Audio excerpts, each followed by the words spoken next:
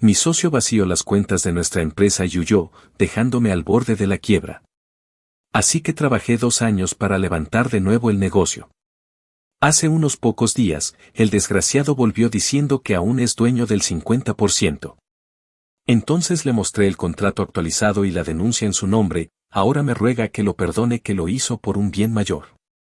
Cuando abrí la empresa con Jason hace casi 8 años, yo no era un soñador ni un optimista empedernido, era un cabrón terco con las manos llenas de astillas y la espalda molida de tanto trabajar en obra. No venía de familia con contactos ni con dinero, lo único que tenía era el conocimiento del oficio.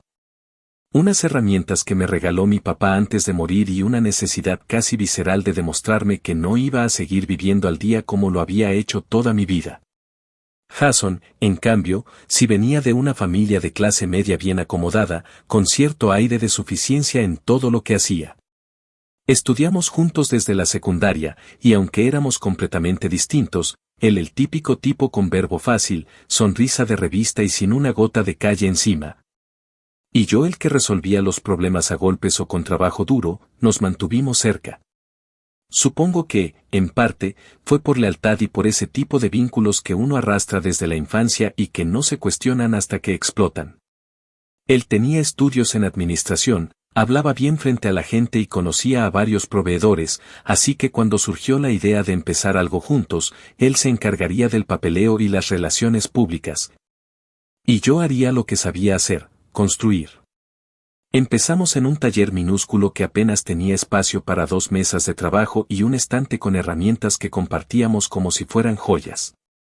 Al principio no había ni aire acondicionado y nos tocaba almorzar entre el olor a barniz y el polvo de madera, pero nos hicimos un nombre porque entregábamos a tiempo, no fallábamos con la calidad y, sobre todo, porque yo me mataba trabajando mientras Jason sabía cómo hacer que el producto se viera mejor de lo que era en las fotos. Funcionó. En 2 años ya teníamos un equipo de 6 personas, compramos una camioneta usada para entregas y firmamos con nuestra primera cadena de hoteles. Todo parecía ir bien, hasta que empecé a notar que Jason tenía una idea diferente de lo que significaba crecer. Para mí, era mejorar maquinaria, capacitar a los muchachos, buscar clientes grandes. Para él, era aparecer en revistas locales, ir a cócteles de empresarios y comprarse relojes caros porque hay que aparentar éxito para atraerlo. No peleaba, pero algo me decía que estábamos yendo en caminos distintos, aunque seguíamos dentro del mismo vehículo. En 2020, cuando la pandemia arrasó con medio país, nos pegó duro. Tuvimos que cerrar el taller por varias semanas y aunque reabrimos con protocolos y ajustes, perdimos contratos y algunos empleados se fueron porque ya no podíamos garantizarles trabajo fijo.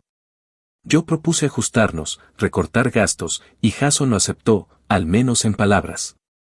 Pero con el tiempo noté que seguía gastando en cosas inútiles, comidas en restaurantes donde un almuerzo costaba lo que yo pagaba por media tonelada de madera, membresías de clubes que ni usábamos. Y una campaña de redes sociales que jamás nos trajo un solo cliente real. Le dije que debíamos ser prudentes, que estábamos sobreviviendo de milagro, y él me dijo, como si yo fuera un niño, que no entendía cómo funcionaba el posicionamiento de marca. La conversación terminó mal, pero nunca imaginé que lo que vendría después fuera una traición tan cerda y cobarde. El día que todo se fue a la mierda fue un martes, y lo recuerdo porque siempre odié los martes, no tienen ni el drama del lunes ni la esperanza del viernes. Me desperté como cualquier otro día. Me preparé café, me senté frente al correo y, de pronto, empecé a ver una cadena de mensajes que no tenían ningún puto sentido. Clientes preguntando por pagos que se habían retrasado, proveedores diciendo que habían intentado cobrar y las transferencias rebotaban, y mi contadora, una señora que lleva conmigo desde que esto era un puto garaje, diciéndome por WhatsApp que necesitaba hablar conmigo con urgencia. Entré a la banca en línea con el corazón en la garganta, y ahí estaba, el balance en cero.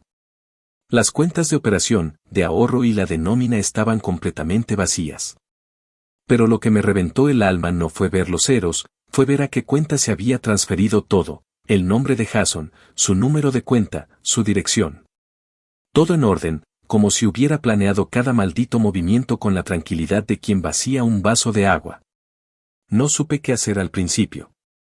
Me quedé sentado frente al computador con las manos temblando, tratando de entender si estaba soñando o si había habido algún error. Pero no. Era real. Llamé a Jason 1, 2, 5 veces. Nada. Silencio. Su correo corporativo ya no existía, sus redes estaban eliminadas y su celular daba directo a buzón. No dejé que el pánico me comiera, pero el cuerpo me traicionaba. Las manos sudaban, el corazón no bajaba de 100 y la cabeza me latía como si tuviera dentro una alarma de incendio sonando sin parar. Fui a la oficina, hablé con los empleados, les dije que íbamos a resolverlo, aunque por dentro no sabía cómo carajos lo íbamos a hacer. Revisé contratos, llamé a bancos, puse la denuncia, hablé con un abogado, llené formularios. Todo en el mismo día. Para las 11 de la noche, ya no me quedaba voz. Me fui al taller solo, me senté sobre un saco de viruta y me dejé caer con el celular en la mano y los nudillos rojos de tanto golpear la mesa. Pensé en rendirme, en vender lo que quedaba, en dejar de pelear. Pero luego pensé en mi hija, en mi esposa, en la gente que trabajaba conmigo desde hacía años, en los que se levantaban temprano solo porque yo les había prometido que estábamos construyendo algo mejor. Ahí supe que no me iba a quebrar. Que podía quedarme sin dinero, pero no sin dignidad. Que no iba a dejar que ese imbécil se saliera con la suya mientras yo me quedaba recogiendo los pedazos. No sabía cómo, no sabía cuándo, pero juro por todo lo que amo que en ese momento me prometí que si alguna vez Jason se atrevía a volver, lo iba a recibir con una sonrisa y el puto infierno detrás de mí. Porque lo que me hizo no fue solo una estafa, fue una traición a mi tiempo, a mi confianza, a la historia que habíamos construido. Y eso no se olvida. Se cobra. Con sangre, con papeles, con todo. Actualización 1. Pasaron 3 meses desde aquella mañana de mierda en la que descubrí que Jason me había vaciado las cuentas como si no fuéramos nada más que una historia vieja que podía cerrar y olvidar. 3 meses donde cada día se sintió como un puto campo de batalla, donde cada minuto era una maldita decisión entre cerrar todo o seguir a pesar de que no había un solo respiro. El primer mes fue literalmente una avalancha de caos, las cuentas en rojo, los pagos atrasados, los empleados con miedo, los proveedores a punto de demandar y yo tratando de mantener la cara firme. De actuar como si tuviera algún plan más allá de aguantar lo suficiente sin colapsar. Mi esposa me miraba con una mezcla de preocupación y rabia que no decía en voz alta, pero que estaba ahí, en cada silencio durante la cena. En cada vez que me encontraba despierto a las 3 de la mañana sentado en el comedor con la laptop abierta y los ojos ardiendo. Y yo no podía culparla. Ella no había firmado para esto. Nadie lo hizo. Pero no me reprochó nada, y eso fue suficiente para seguir. Vendí mi camioneta esa misma semana. Era una Tacoma gris que había comprado usada pero que amaba como si fuera un maldito trofeo. La dejé en un lote de autos por mucho menos de lo que valía solo para cubrir una parte de la nómina que venía atrasada y un pedido de madera que necesitábamos entregar sí o sí. Después de eso, empeñé mi reloj, el mismo que me había regalado mi esposa cuando cumplimos 10 años juntos. No me lo quitaba nunca, pero ese día lo dejé sobre el mostrador sin decir palabra y salí del local sintiendo que perdía algo más que tiempo o dinero, sentía que Jason me había arrancado hasta la piel. Que todo lo que había construido con esfuerzo ahora tenía que rehacerse desde los huesos. Conseguí prestado dinero de mi cuñado, un tipo con el que nunca me llevé del todo bien, pero que respetaba lo que yo hacía, y usé cada centavo para mantener el taller vivo. Reorganicé los turnos, reduje los gastos a lo mínimo indispensable y volví a trabajar en el taller como al principio, codo a codo con los muchachos, levantando piezas, cargando materiales. Haciendo entregas en mi carro viejo que apenas daba para moverse. Había días en los que no sabía si el dinero alcanzaría para el siguiente almuerzo del equipo, pero no les dije nada. Lo único que repetía una y otra vez era que íbamos a salir de esta, que no era el fin, que aún podíamos reconstruir si todos poníamos el hombro. Algunos me creyeron. Otros se fueron sin decir adiós, y tampoco los culpo. Cada quien tiene su límite y no todos están hechos para resistir un naufragio. Empecé a ver patrones que antes ignoraba. Jason había dejado rastros, pequeños movimientos en las cuentas, retiros en efectivo cada vez más altos semanas antes del golpe final. Compras innecesarias que aparecían como gastos corporativos pero que nunca se tradujeron en nada tangible para la empresa. Lo llamé el drenaje silencioso. Mientras yo trabajaba horas extras, él se dedicaba a construir la vía de escape perfecta. Me dolía más eso que el robo en sí. Porque no fue un arrebato, no fue una desesperación de última hora, fue un plan frío, paciente, metódico. Como si todo ese tiempo que compartimos no significara una mierda. Contraté a una contadora nueva, la anterior no quiso seguir, decía que no podía más con el nivel de estrés, y también empecé a hablar con un abogado que me recomendó mi cuñado. Un tipo seco, de pocas palabras, pero con una mirada que te hacía saber que si alguien te jodía, él le iba a devolver el golpe con papeles afilados como navajas. Juntos armamos un paquete legal con todo lo que había recabado, transferencias, correos, firmas, contratos. Cada noche, después de 12 horas de trabajo físico, me sentaba a ordenar documentos, escanear pruebas, llenar carpetas. Tenía el escritorio cubierto con notas adhesivas, recibos, movimientos bancarios, fotos impresas. A veces me despertaba con el sonido de mi impresora en la cabeza, como si los documentos siguieran saliendo mientras dormía. Una noche particularmente jodida, donde el cansancio me estaba ganando, encontré en la laptop un archivo que Jason había olvidado borrar. Era un borrador de un contrato nuevo, con un logo diferente, un nombre que no reconocía y una dirección fiscal en otro estado. Lo había redactado meses antes del robo. Lo leí completo, y supe que no solo se había largado con el dinero, se estaba preparando para abrir algo similar, desde cero, usando lo que había aprendido conmigo. Quitándome no solo el capital sino también la estructura. Ese archivo fue lo que necesitaba para dejar de pensar como víctima. Cerré la laptop, me serví un trago de bourbon y lo bebí frente al espejo como si fuera una promesa. Esa noche, en voz baja, me dije, no solo voy a levantarme, voy a reconstruir esto de tal manera que si alguna vez regresa, se dé cuenta que lo que destruyó fue apenas una versión vieja. Y que ahora yo tengo algo que él nunca va a poder comprar, el respeto de cada persona que se quedó cuando todo ardía. 3 meses después, ya habíamos entregado 2 proyectos grandes, recuperado a un cliente que pensé que jamás volvería y, sobre todo, pagado las deudas más urgentes. Teníamos menos personal, sí, y seguíamos al filo del abismo financiero, pero ya no estábamos en caída libre. Estábamos, al menos, en pie. Y yo había empezado a hacer algo más, buscarlo. No solo con la policía. Contraté a un investigador privado. Un tipo moreno, callado, con cara de que ha visto cosas que no se dicen en voz alta.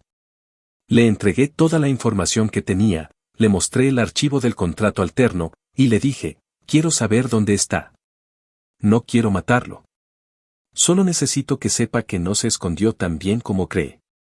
Él asintió sin juzgarme y se fue. No sé cuánto tardará en encontrarlo, pero no tengo prisa. Yo tengo todo el tiempo del mundo para cobrar esta traición. Porque Jason no solo me dejó en la ruina. Me obligó a reconstruirme con furia. Y no hay nada más peligroso que un hombre que ha visto su mundo arder, y aún así elige quedarse y reconstruirlo con las manos llenas de ceniza. Actualización 2. Había pasado ya poco más de 8 meses desde que Jason desapareció con todo el dinero de la empresa, y si bien el caos inicial ya no me asfixiaba como antes, todavía sentía el peso constante de estar cargando un cadáver empresarial que yo solo me había negado a enterrar. No éramos ni una sombra de lo que fuimos en los tiempos de bonanza, pero cada semana había un pequeño avance, una señal de que todo ese sufrimiento no había sido en vano. Las cuentas empezaban a estabilizarse, ya no tenía que andar apagando incendios cada hora y, aunque no había margen para lujos ni respiros, por fin podíamos volver a planear, aunque fuera en pequeño. Fue durante una madrugada cualquiera, con las luces del taller encendidas y el zumbido constante de las máquinas, que me di cuenta de que estaba construyendo desde una rabia completamente distinta. Ya no era el dolor lo que me movía, era la necesidad de que el hijo de puta supiera que no había ganado. Había logrado cerrar un contrato importante con una cadena de restaurantes de comida Tex-Mex que quería renovar más de 30 locales en todo el estado. Fue un acuerdo que me tomó semanas negociar, con reuniones que se alargaban hasta la madrugada, llamadas constantes, presentaciones, revisiones técnicas y promesas que no estaba seguro de poder cumplir del todo. Pero que aún así firmé porque sabía que si no apostaba fuerte, iba a seguir en esa mierda de sobrevivencia perpetua. Me jugué todo lo que tenía, y lo que no, y ese adelanto inicial que me dieron fue un maldito salvavidas. Me permitió no solo pagar deudas viejas sino también contratar 2 personas más. Comprar herramientas que hacía meses estaban jodidas y rentar una camioneta para poder cubrir entregas sin tener que cargar material en la cajuela de mi carro. No era estabilidad, era apenas aire, pero después de meses ahogándome en deudas, cualquier bocanada se sentía como una gloria. Y aunque el trabajo volvió a fluir, yo no podía quitarme de la cabeza a Jason. Lo maldecía cada vez que me tocaba explicar a los clientes por qué estábamos tardando un poco más, cada vez que veía las cuentas bancarias sin margen. Cada vez que me encontraba escribiendo correos a las 2 de la mañana pidiendo condiciones especiales de pago. No había un solo día en el que su nombre no pasara por mi cabeza como una sombra maldita, como una espina que seguía ahí, clavada, recordándome que esa historia aún estaba lejos de cerrarse. Pero lo más jodido es que lo que me dolía ya no era solo el dinero, era la cara de cada uno de mis empleados cuando les explicaba que no habría bono de Navidad, que tendríamos que esperar para la renovación del taller. Que otra vez debíamos apretarnos el cinturón. Era como tener que pedir disculpas por errores que no cometí. Y eso me jodía más que cualquier cifra en rojo. Una tarde de domingo, mientras estaba en la casa armando una estructura para el jardín de mi hija, el investigador privado que había contratado me mandó un mensaje corto, directo, sin rodeos: lo tengo. Tardé unos segundos en procesarlo. Dejé las herramientas sobre la tierra y caminé hasta el garaje como si me estuvieran guiando. Llamé. Su voz seguía sonando igual de seca y sin emociones. Me dijo que Jason estaba en Cancún, que lo había seguido durante una semana después de rastrear sus movimientos bancarios y encontrar algunas transacciones que coincidían con retiros de efectivo hechos con una tarjeta vinculada a su cuenta de ahorros original. Me explicó que se estaba quedando en un condominio cerca de la playa, que no se ocultaba demasiado. Que incluso salía en las noches a beber en bares turísticos donde lo habían visto acompañado de una mujer rubia con pinta de influencer que, al parecer, se dedicaba a vender aceites esenciales, cristales y sanación energética. Me costó no reírme. El imbécil huyó del país con todo lo que teníamos y terminó convertido en el tipo de caricatura que más despreciábamos cuando empezamos. Un pinche farsante con sombrero de paja y discursos de abundancia espiritual mientras vivía con plata robada. Me mandó las fotos. Ahí estaba, caminando descalzo por la arena, con una camisa blanca mal planchada, una cerveza en la mano y una sonrisa de idiota que me revolvió el estómago. Otra foto lo mostraba sentado en una terraza frente al mar, escribiendo en una libreta mientras la mujer a su lado lo miraba como si estuviera contemplando al puto Dalai Lama. La imagen que más me dolió fue una en la que aparecía usando una de nuestras camisetas promocionales, de esas que mandamos a hacer antes del último aniversario de la empresa. Como si todavía pudiera llevar con orgullo algo que había traicionado con cada fibra de su ser. Me quedé viendo esas fotos durante horas, repasando cada una como si fueran pruebas en un juicio. No sentí rabia. Sentí una frialdad nueva. Una claridad que me puso en marcha. No iba a buscarlo. No iba a confrontarlo allá. Iba a esperarlo aquí, donde todo comenzó, donde él firmó los documentos, donde aún tenía que enfrentar las consecuencias legales y, sobre todo, la realidad que había dejado atrás. Tomé todas las pruebas que el investigador me había entregado, las convertí en archivos digitales, las agrupé junto con los documentos del desfalco y preparé un expediente que titulé Plan de Contingencia. Aunque en realidad lo que estaba armando era una puta trampa legal. Consulté con el abogado, le mostré todo, y me dijo que si lo jugábamos bien, podíamos no solo acusarlo por apropiación indebida y fraude empresarial, sino también congelar cualquier intento de reaparecer como socio o exigir alguna parte de la compañía. Me explicó que muchos jueces consideran la desaparición del socio como un abandono tácito de responsabilidades, especialmente si se demuestra que hubo intención de daño y premeditación. Le pregunté si eso bastaba para protegerme si el infeliz decidía regresar. Su respuesta fue simple: si regresa, lo tienes. Si no regresa, lo perseguimos hasta que no pueda ni comprarse un chicle sin que le congelen la cuenta. Guardé esa frase en la cabeza como una maldita promesa. Desde ese día, dejé de pensar en Jason como alguien que me jodió. Empecé a verlo como alguien que, sin saberlo, me dio una segunda oportunidad para hacer las cosas mejor, más firmes, más limpias. Porque lo que venía ahora no era sobrevivir. Era crecer para que, si el cabrón volvía algún día creyendo que podía recuperar lo que abandonó, yo pudiera mirarlo a los ojos y decirle que ya no quedaba nada para él. Ni un centavo. Ni una silla. Ni una puta rendija por donde colarse. Solo el eco de todo lo que destruyó. Y una factura impaga que yo mismo me encargaría de que cobrara con todo el peso del sistema. Actualización 3. Había pasado poco más de 1 año y medio desde el día en que abrí el portal bancario y vi cómo el saldo se reducía a 0 delante de mis ojos. Para entonces, la empresa no solo había sobrevivido al golpe, estaba de pie, respirando con fuerza propia y con cicatrices visibles que servían como recordatorio permanente de todo lo que nos había pasado. Cada vez que entraba al taller y veía las mesas llenas de pedidos, los planos colgados en las paredes, los chicos trabajando con una concentración que ya no se basaba en el miedo sino en confianza renovada. Sabía que lo que estábamos logrando no era solo un milagro, era la consecuencia de cada maldito sacrificio que hicimos. No había vuelto a ver a Jason en fotos ni en redes ni en ninguna puta parte. El investigador que había contratado me dijo que lo había perdido de vista después de que se movió de Cancún a algún rincón menos turístico, pero eso no me inquietaba. Porque a diferencia de antes, ahora no me urgía encontrarlo, ahora yo estaba ocupado construyendo algo que él nunca iba a poder volver a tocar.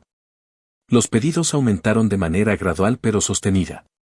Gracias al contrato con la cadena de restaurantes que conseguimos meses atrás, varios clientes nuevos se interesaron en trabajar con nosotros. Esa fue la grieta que me permitió colarme en el radar de un desarrollador inmobiliario que necesitaba proveedores de carpintería comercial para una serie de locales de oficinas y espacios corporativos en expansión por todo el suroeste. Fueron semanas de propuestas, presupuestos, ajustes, reuniones y renegociaciones que me dejaron exhausto, pero que terminaron con la firma de un acuerdo que garantizaba trabajo por al menos 2 años y cumplíamos con los primeros 3 proyectos a tiempo y sin errores. Ese contrato fue más que dinero, fue la validación de que no solo me había levantado, sino que ahora estaba jugando en ligas que jamás hubiera imaginado antes del desastre. Y lo mejor es que lo estaba haciendo sin ese cabrón. Una vez firmado ese contrato, me senté con el abogado para reorganizar por completo la estructura legal de la empresa. Hasta ese momento, había estado operando con una LLC nueva, creada apenas semanas después del desfalco de Jason, que usábamos para todos los pagos nuevos y la facturación vigente. La antigua empresa, la que tenía el nombre original que él y yo habíamos creado desde cero, seguía ahí como un cascarón vacío. Una entidad jurídica que conservaba cierto valor nostálgico pero que ya no usábamos para nada importante.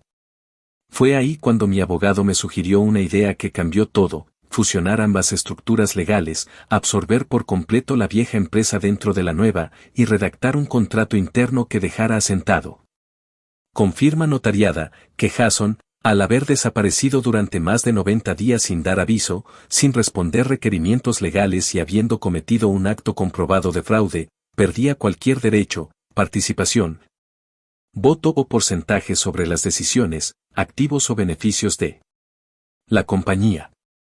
No era solo un tecnicismo legal, era el documento que le cerraría las puertas para siempre si algún día se atrevía a aparecer. Redactamos el contrato con todo el detalle posible. Incluimos fechas, montos, pruebas del abandono, la denuncia que seguía abierta, los testimonios de empleados que declararon que Jason jamás volvió a comunicarse tras su huida, la firma electrónica de los traspasos bancarios que él mismo ejecutó desde su computador personal, y todos los documentos del nuevo modelo de empresa que yo había construido desde cero. El abogado fue claro: si él regresaba y trataba de reclamar algo, esto sería lo primero que íbamos a poner sobre la mesa. Y si intentaba impugnarlo, también teníamos un dossier completo para irnos directo a juicio y exponer cada una de sus jugadas sucias. Firmé el contrato frente al notario, lo registramos en la corte local, y luego hice algo más, imprimí una copia física, la encuaderné y la guardé en la caja fuerte del taller. También subí una copia a la nube, la almacené en 2 USB diferentes y la compartí con mi abogado, con mi contadora nueva y con mi esposa, por si algún día necesitaba que alguien más tomara el control en mi ausencia. No era paranoia. Era prevención. No iba a permitir que ese hijo de puta se colara por una rendija legal solo porque yo bajara la guardia. A pesar de todo lo que habíamos avanzado, todavía había noches donde la rabia me alcanzaba cuando menos lo esperaba. Podía estar en una cena tranquila con mi familia, viendo a mi hija contar algo del colegio mientras reía con la boca llena, y de pronto la voz de Jason me cruzaba la cabeza como un maldito rayo. Recordaba cómo me decía que construir confianza era más importante que construir muebles, y ahora ese cinismo me hervía la sangre. Porque yo sí construí confianza. Él la usó para clavarme un puñal por la espalda. Y lo más irónico de todo era que, de no ser por su traición, yo no habría aprendido a protegerme como ahora lo hacía.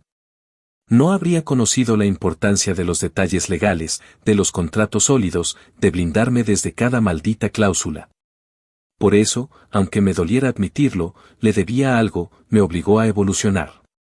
Con esa mentalidad, empecé a revisar también los procesos internos. Reescribimos todos los contratos con los proveedores, formalizamos el sistema de pagos digitales para evitar que nadie volviera a tener acceso irrestricto a las cuentas y establecimos auditorías mensuales. También creé una política de transparencia con el equipo. Cada mes, les mostraba un resumen financiero simplificado para que supieran dónde estábamos parados, cuánto habíamos avanzado y qué venía en camino. No era solo para que confiaran en mí, era para que supieran que esto ya no era una empresa que dependía de 2 nombres en un documento, era algo que construíamos todos, día a día, con trabajo real. Un sábado en la tarde, mientras me tomaba una cerveza en la oficina del taller revisando los últimos estados de cuenta, me di cuenta de que, por primera vez desde que Jason se fue, las cifras ya no daban miedo. El margen era positivo. Las facturas estaban al día. La nómina estaba cubierta. Las tarjetas estaban pagadas. El puto banco hasta me había ofrecido una nueva línea de crédito que esta vez no necesitaba.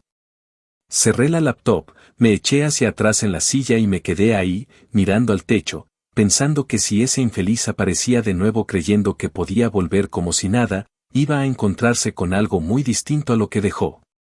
Ya no era el socio ingenuo que confiaba en promesas ni el amigo que se conformaba con lealtades baratas. Ahora era un cabrón preparado, con los dientes afilados y todos los papeles en orden, esperando el momento exacto para dejarle claro que el único lugar donde tenía cabida era en la lista de demandas pendientes. Porque esto, lo que estaba construyendo ahora, ya no tenía espacio para traidores.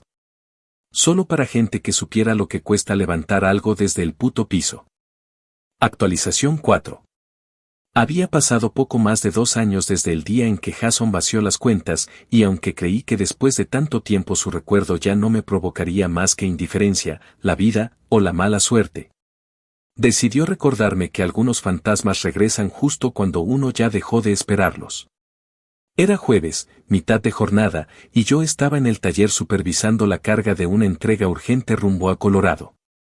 Teníamos un contrato con una franquicia nueva que acababa de abrir tiendas en 3 estados, y el pedido debía salir ese mismo día si queríamos mantener el acuerdo en pie.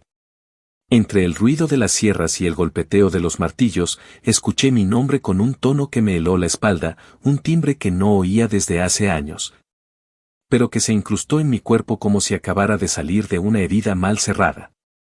Me giré con lentitud, con la respiración detenida, y ahí estaba, Jason. El muy cabrón estaba parado en la puerta con una camisa blanca como salida de una revista de yoga, los brazos bronceados. El pelo más largo y un aire de confianza que se le caía a pedazos mientras sus ojos evitaban el mío como si él mismo supiera que no tenía derecho ni a pisar esa acera. No dijo hola, ni lamento lo que pasó, ni podemos hablar.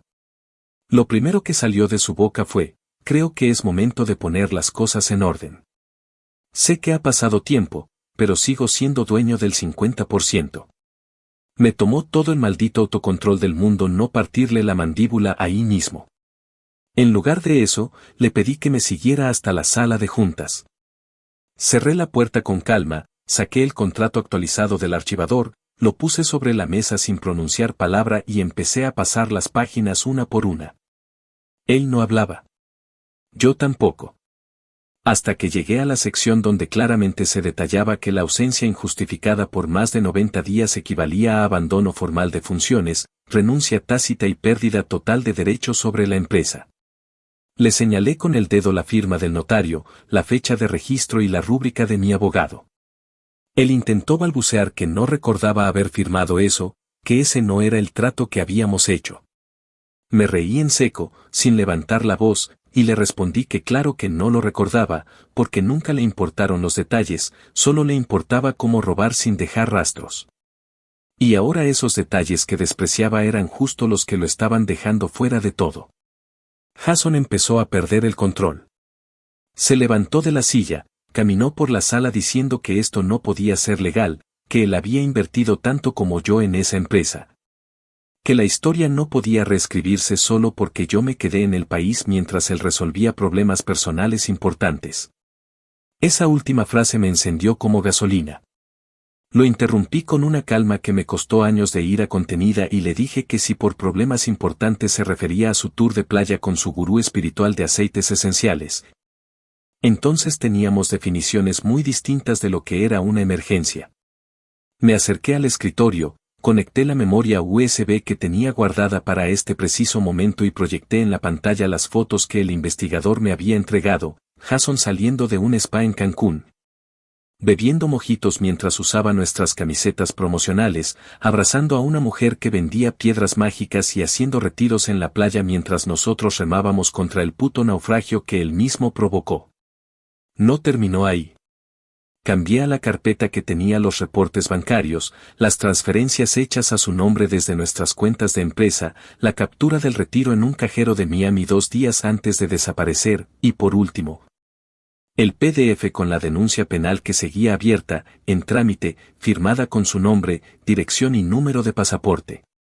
Su cara cambió. Se puso blanco, luego rojo, luego gris. Intentó decir que había pensado devolver el dinero, que las cosas se le salieron de las manos, que había querido comunicarse pero no sabía cómo. Le respondí que lo que no sabía no era cómo comunicarse, sino cómo enfrentar las consecuencias. Porque para irse, para huir, para desaparecer, no necesitó preguntarse nada. Y ahora venía con una sonrisa de vendedor de seguros a querer negociar como si esto fuera una jodida junta de accionistas. No lo dejé terminar su próxima frase. Le dejé claro, palabra por palabra, que no solo no tenía ningún derecho sobre esta empresa, sino que además cualquier intento de obstaculizar nuestras operaciones, de difamarme o de exigir algo que no le pertenecía, sería respondido con el envío inmediato de todo el expediente a la fiscalía correspondiente. Y esta vez no era una amenaza, era un movimiento real que podía ponerlo frente a un juez antes de lo que tardaba en comprar su próximo vuelo a ningún lado. Jason no sabía qué decir. Estaba desarmado. Por primera vez, no tenía control sobre la narrativa, no podía manipular ni reescribir los hechos. Y eso lo sacudió más que cualquier grito. Salió de la sala sin decir adiós, con el mismo silencio torpe con el que entró, y yo me quedé ahí, viendo la puerta cerrarse lentamente, sintiendo algo que no supe si era satisfacción o alivio. Me serví un vaso de agua y lo tomé mirando al taller a través del vidrio. Escuché a mis empleados reír, el sonido de las máquinas, la música de fondo que alguien había dejado en una radio vieja. Ese era mi lugar ahora. Ese era el legado que había defendido a punta de sangre, sudor y contratos bien escritos. Y ese maldito infeliz se había topado con un muro que no podía derribar ni con todo el cinismo del mundo. No había espacio para él. No ahora. No nunca más. Porque lo que construí después de su traición no estaba hecho de madera ni de clavos, estaba hecho de resistencia. Y eso no se compra. Se gana. Se sufre. Y se defiende. Actualización 5. Una semana después de que Jason apareció como si nada, creyendo que bastaba con plantarse frente a mí y mencionar la palabra 50% para que yo me olvidara de todo el infierno que me tocó vivir, regresó. Esta vez no traía esa seguridad falsa con la que se presentó la primera vez. Se veía distinto. El mismo traje que probablemente usaba para esas conferencias de liderazgo espiritual ahora le colgaba de los hombros, desaliñado, arrugado, como si no hubiese dormido bien en días. Tenía los ojos hundidos, el rostro cenizo, y su sonrisa de vendedor se había transformado en un gesto extraño que ni siquiera era arrepentimiento, sino una mezcla entre desesperación y necesidad. Apenas entró a la oficina, sin que yo le dijera nada, empezó a soltar frases inconexas, como si llevara ensayando el discurso en su cabeza pero al momento de hablar se le hubiese reventado en la lengua. Dijo que había cometido errores, que estaba arrepentido, que no había medido las consecuencias de sus actos. Luego, sin siquiera respirar, pasó directo al grano, me ofrecía devolver el 30% del dinero robado, a cambio de que retirara la denuncia y lo ayudara a limpiar su nombre. Por un momento me quedé en silencio, no porque dudara, sino porque necesitaba mirarlo bien. Quería observar cada gesto, cada tic nervioso, cada intento por recuperar algo que nunca le perteneció después de haberlo tirado a la basura. Le respondí sin levantar la voz, sin siquiera fingir interés, que podía agarrar ese 30% y metérselo donde le cupiera, porque no me alcanzaba ni para cubrir un cuarto de todo lo que me hizo perder. El dinero, sí. Pero también las noches de insomnio, los meses sin ver a mi hija despierta, las facturas que tuve que pagar con la cara llena de vergüenza y los días en que dudé de mí mismo hasta el punto de pensar en rendirme. Él tragó saliva, su postura se derrumbó un poco más y se sentó al borde del sofá como si ya no supiera cómo sostener el peso de su propia miseria. Entonces cambió de táctica. Dejó de suplicar y empezó a amenazar, como siempre lo hacía cuando las cosas no le salían. Dijo que si no llegábamos a un acuerdo, iba a hacer públicas ciertas irregularidades de la empresa, que tenía correos, documentos, capturas, y que si yo creía que tenía todo bajo control, estaba equivocado. Me reí. No con ironía ni con burla, sino con el tipo de risa que sale cuando uno está tan por encima de una situación que ya ni siquiera puede enojarse. Le respondí que si por irregularidades se refería a las facturas falsas que él mismo metió en el sistema antes de desaparecer, entonces adelante, que lo hiciera, que por mí podía publicar cada documento, porque todos, absolutamente todos, ya estaban en manos del fiscal. Cada uno había sido auditado, clasificado, sellado y registrado. Teníamos respaldos legales de absolutamente todo. Si quería hundirme, tendría que hundirse el primero, porque la única huella de corrupción que quedaba en la empresa era la suya. Su rostro se desfiguró. Lo vi pasar del pánico a la resignación, y por primera vez, bajó la cabeza de verdad. Ahí, en ese gesto, entendí que había perdido. Que ya no tenía armas. Que todo lo que creía que podía usar como presión se le había caído encima como una avalancha.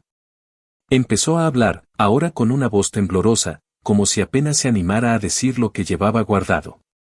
Dijo que lo hizo por un bien mayor, que su madre estaba metida en una deuda grave por apuestas, que unos tipos la estaban presionando, que necesitaba el dinero para salvarla. Que por eso se fue, que por eso no dijo nada. Que tenía miedo, que no sabía cómo salir del hoyo y que pensó que podía resolverlo y después regresar. Le pregunté si su madre sabía de todo esto, si alguna vez le contó que me había dejado al borde de la quiebra por salvarla. Se quedó callado. Le insistí. Bajó aún más la mirada.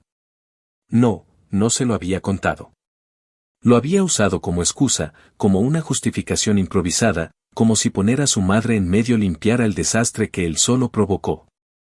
Fue en ese momento que entendí que no solo me había robado, me había mentido a un nivel tan personal que ya no quedaba nada en el que no estuviera podrido. Ni su historia, ni su arrepentimiento, ni su supuesta necesidad de redención eran reales. Solo tenía miedo. Miedo a pagar. Miedo a quedarse sin recursos. Miedo a que esta vez la jugada no le saliera. Me levanté con calma, fui al escritorio y saqué el expediente con su nombre. Era una carpeta gruesa, marcada con etiquetas de colores, llena de pruebas, declaraciones y reportes bancarios. La puse frente a él y le dije que si realmente quería salvar algo, lo poco que le quedaba, iba a firmar dos cosas. Primero, la cesión oficial del 1% simbólico que legalmente aún figuraba en el registro viejo. Ese tecnicismo de mierda que podría usar como excusa para volver a joder más adelante. Y segundo, una confesión por escrito, firmada y notariada, donde reconociera cada movimiento que hizo, cada monto, cada decisión, cada acto de sabotaje, y en la que declarara, con nombre y apellido, que todo fue hecho sin mi conocimiento, sin mi consentimiento, y en perjuicio directo de la empresa. Le advertí que no era un favor. No era un intercambio. Era la única salida digna que iba a tener antes de que se lo tragara el sistema y terminara en una celda compartida con tipos a los que no les importaban sus discursos de paz interior. Jason no respondió. Se quedó ahí, respirando lento, tragando su propia derrota como si fuera un veneno que no sabía cómo escupir. Al final, murmuró que estaba de acuerdo.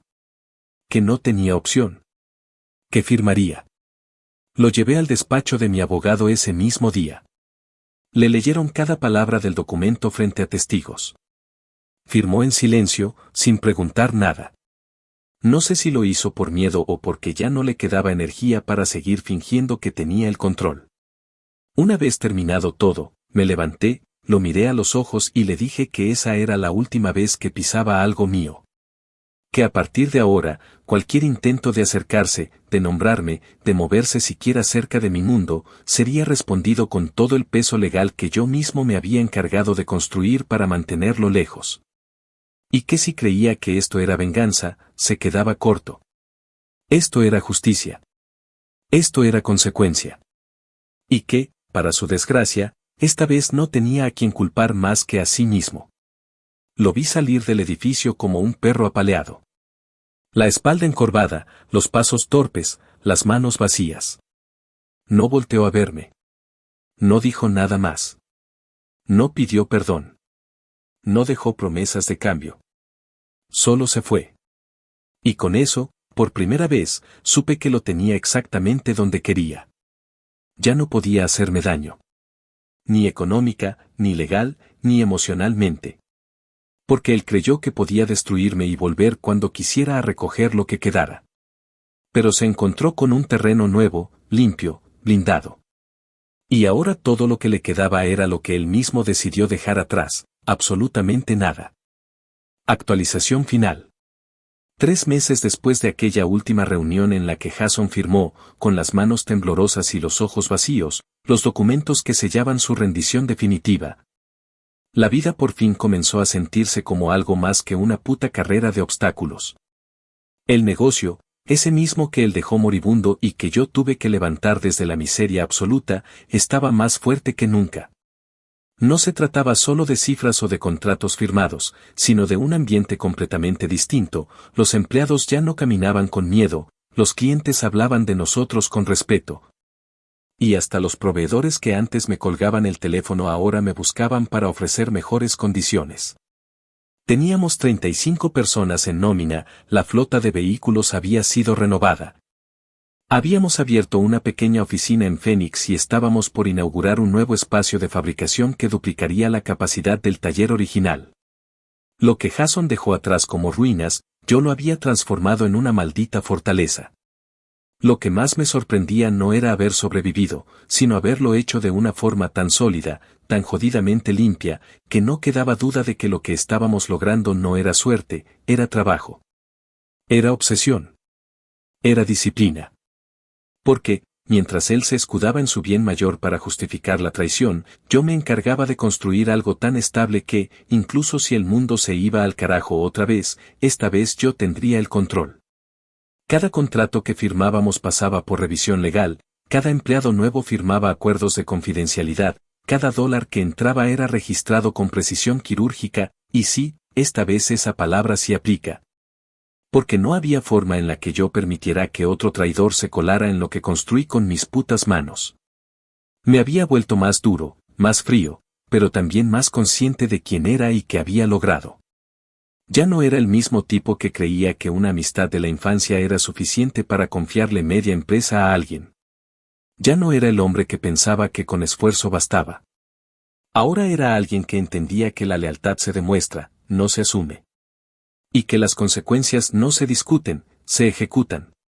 Jason, por su parte, se declaró culpable semanas después.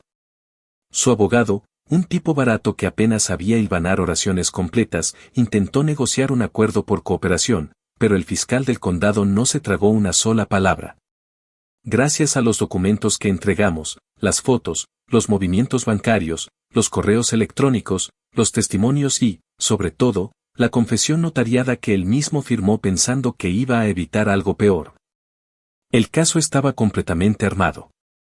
El fiscal se mostró inclinado a pedir entre 18 y 24 meses de cárcel efectiva, sin opción a salir bajo fianza en el primer año.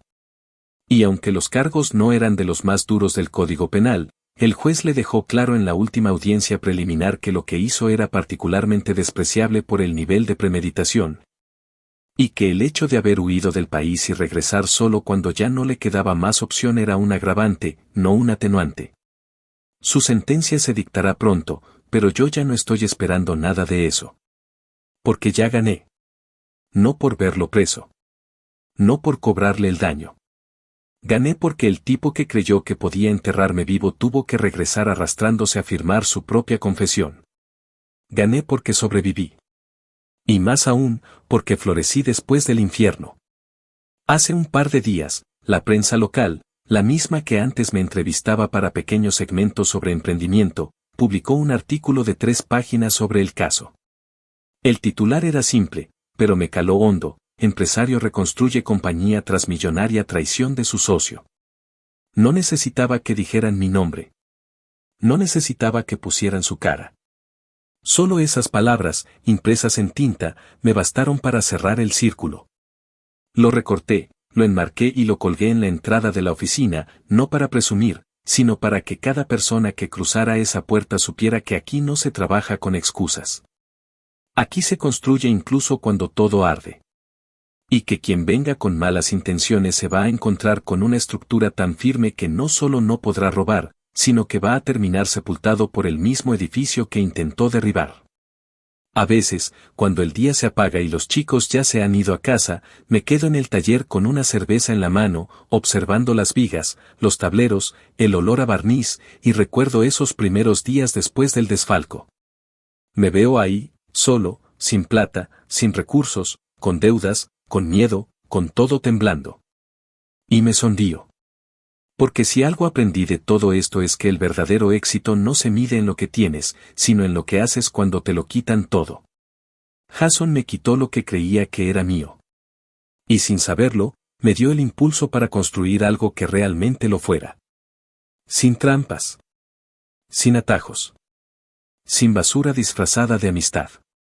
Hoy, cuando lo recuerdo, ya no lo hago con rabia. Lo hago con distancia. Como uno recuerda a una plaga que ya fue erradicada. Y si algún día se atreve a volver con otro disfraz, con otra historia, con otra estrategia, lo estaré esperando, con los documentos listos, los testigos preparados y el portón cerrado. Porque esta vez no solo tengo memoria. También tengo poder. Y ya nadie me lo quita.